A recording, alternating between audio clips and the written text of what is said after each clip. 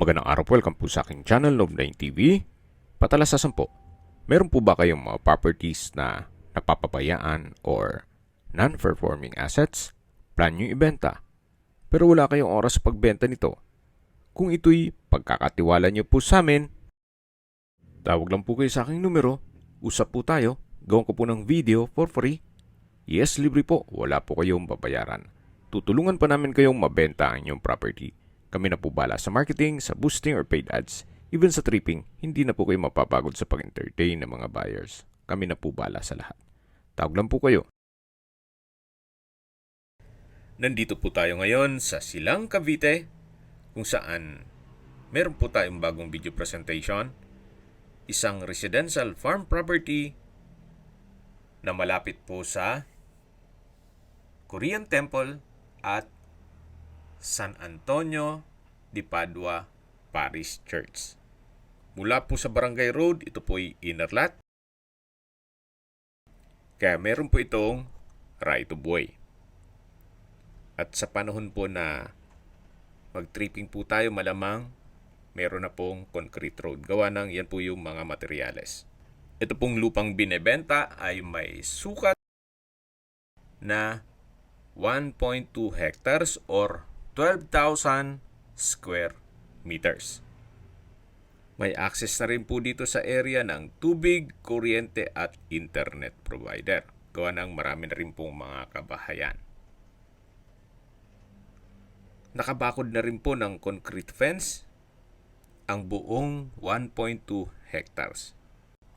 Kaya wala na rin po kayong iintindihin sa pagpabakod nitong buong property. At ang kagandahan pa po dito, binibenta po ito ni owner below zonal value.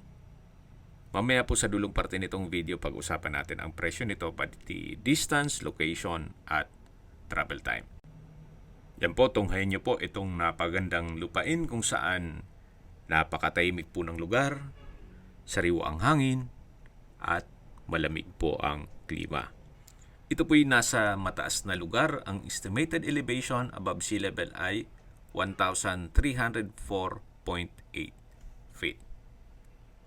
Marami po kayong pwedeng i-project dito. Pwede po itong gawa ng inyong bahay bakasyunan. Kung gusto naman maging income generating, pwede naman pong gawing resort and events place. So, depende po sa inyo kung anong magiging project nyo once na ma-acquire nyo ito. Habang pinagmamasdan nyo po itong kapaligiran, pag-usapan na po natin ang distance, location at travel time. Mula po sa Korean Temple or sa San Antonio de Padua Parish Church, ito po'y walking distance lang. Napakalapit lang po. Kaya maganda rin pong gawan nyo ng events place, gawa ng sa San Antonio de Padua Parish Church ay marami pong nagpapakasal doon. Kahit po i-research nyo yan. San Antonio de Padua Parish Church, Silang. Then dito po sa paligid ay maraming din pong mga resorts and events place. At mula naman po sa Tagaytay Santa Rosa Road o sa mismong highway, ang distance is 2.5 kilometers at ang travel time is 6 minutes. Mula naman po sa Tagaytay Flower Market, ang distance is 9.5 kilometers at ang travel time is 16 minutes. Mula naman po sa Tagaytay Rotonda, ang distance is 12 kilometers at ang travel time is 20 minutes. Kompleto na po doon gaya ng malls, hotel, restaurants, banks, schools, church at hospital. Yan po yung lagi kong binabanggit sa inyo na dapat nyo i-consider sa paghanap ng property, yung meron pong malapit na hospital. Hindi ko naman po sinasabing sakitin kayo. Yan naman po for emergency purpose lang naman. At mula naman po sa Nuvali, ang distance is 12 kilometers at ang travel time is 23 minutes.